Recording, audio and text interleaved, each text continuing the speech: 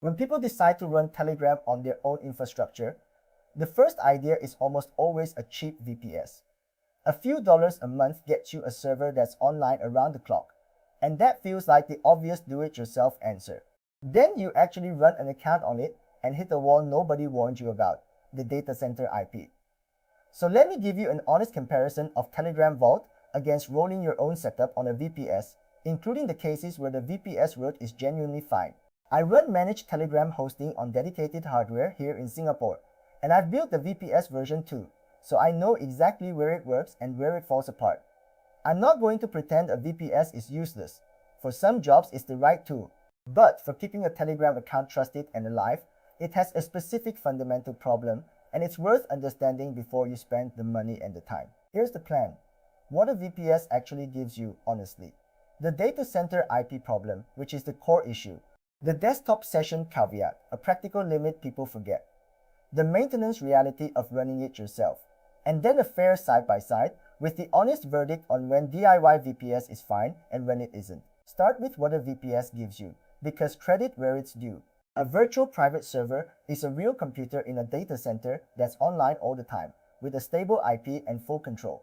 You can install what you want, run a Telegram client or a user bot on it, keep it up around the clock, and reach it from anywhere. For always-on uptime and full control, a VPS delivers. If your need is a server that never sleeps and that you fully command, it's a solid, cheap tool. That part is real, and I won't take it away from you. Now the core problem, the data center IP.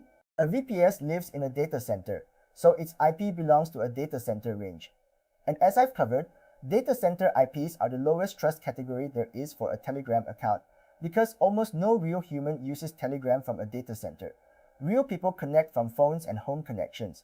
So the moment your account connects from your VPS, it's announcing that it lives somewhere genuine users essentially never live. You can do everything else perfectly. Warm the account, set the privacy, behave like a saint, and still start from a position of suspicion because the address says data center. This isn't a setting you can flip. It's inherent to what a VPS is. The thing that makes a VPS cheap and convenient, that it lives in a data center, is the exact thing that hurts your account. People try to patch this. They stack a residential or mobile proxy on top of the VPS so the account exits through a better IP. That can help, but now you've added another moving part, another monthly cost, another shared pool to worry about, and another point of failure. You've also recreated badly what a managed mobile setup gives you natively. The VPS itself never becomes a good place for the account to appear from. You're always papering over its IP, never fixing it. Here's a practical caveat people forget, the desktop session. Running Telegram on a VPS usually means running a desktop or library client, which creates a desktop-type session, not a mobile one. That's a different kind of session in Telegram's eyes than a real phone. And for some uses it's fine, but it lacks the believability of a genuine mobile handset on a carrier. A real account that looks like a person typically lives on a phone. A desktop client on a server in a data center is a recognizably different profile. It's not automatically a problem, but it's another way the VPS account looks less like a real human user than a handset does. Then maintenance, because DIY means you're the operator. With a VPS, you own the whole stack. You keep the server patched, the client running, the session alive, the proxy working if you edit one, and you're the one who notices and fixes it when any of that breaks. For one account and someone comfortable on a Linux box, that's manageable and even enjoyable. For several accounts, or for someone who just wants their account to work without becoming a sysadmin, it's a steady tax of attention. Every layer you edit to fix the IP is another layer you now maintain. Let me trace the typical DIY VPS journey, because almost everyone follows the same path and hits the same walls in the same order. Step 1. You rent a cheap VPS, install a Telegram client, and it works, and you feel clever. Step 2. Within days or weeks, the account gets limited or behaves oddly, and you can't figure out why because your behavior was fine. Step 3. You eventually learn it's the data center IP, so you add a proxy on top to fix the exit address. Step 4. The proxy is a cheap shared one, so now you've swapped a data center IP for a shared flagged one, and you're still in trouble. Step 5. You upgrade to a dedicated residential or mobile proxy, which finally helps, but now you're paying for the VPS plus a quality proxy plus maintaining both, and you've spent weeks and real money to approximate what a managed mobile setup gives you on day one.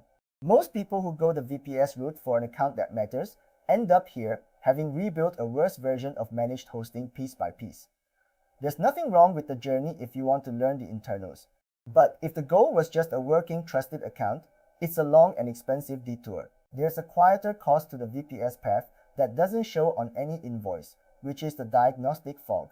When something goes wrong on a stack you assembled from a VPS, plus a proxy, plus a client, plus your own configuration, figuring out which layer failed is genuinely hard. Was it the IP, the session type, the proxy dropping, your behavior? Each layer you added to fix a problem is another layer that can fail and another suspect when something breaks. You spend time being a detective instead of running your account. On a clean, single managed setup, there are far fewer layers to interrogate. So when something does happen, the cause is easier to isolate. Complexity you build yourself is complexity you have to debug yourself. So here's the fair side by side. A DIY VPS wins on cost for raw uptime, on full control, and on flexibility if you want to build something custom and you have the skills to run it. If your goal is a cheap always-on server and you handle the IP problem yourself and you enjoy the tinkering, a VPS is a legitimate choice, and I tell you to go do it. Where it loses is exactly the thing that matters most for account survival, the IP. A VPS gives you a server, but it does not give you a trusted Telegram identity, because its native IP is the wrong kind and the session is the wrong kind, and fixing both means bolting on extra parts you then have to run. Let me be fair to the VPS where it genuinely wins, because there are real cases. If you're building automation, a bot, or a custom tool that needs to run code around the clock, a VPS is the right home for that, because it's a real always-on computer you fully control, and a managed phone isn't where you run arbitrary software. If you're technical, enjoy owning your stack, and the account trust question is secondary to having a flexible server you command, the VPS is a legitimate and even superior choice.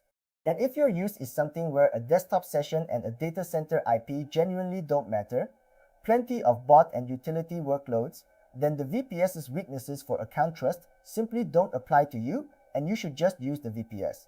The honest framing isn't that a VPS is bad, it's that a VPS is a server, and whether you need a server or a trusted mobile identity is the actual question. So the dividing line is clean once you name it. Need to run custom code, automation, or a tool that lives on a real computer? VPS every time. Need an account that looks like a real person on a real phone and stays trusted? That's where the VPS's native data center IP and desktop session work against you, and a managed mobile setup wins. Some people genuinely need both, a VPS for their automation and a proper mobile setup for their accounts that have to look human. And that's a perfectly coherent setup.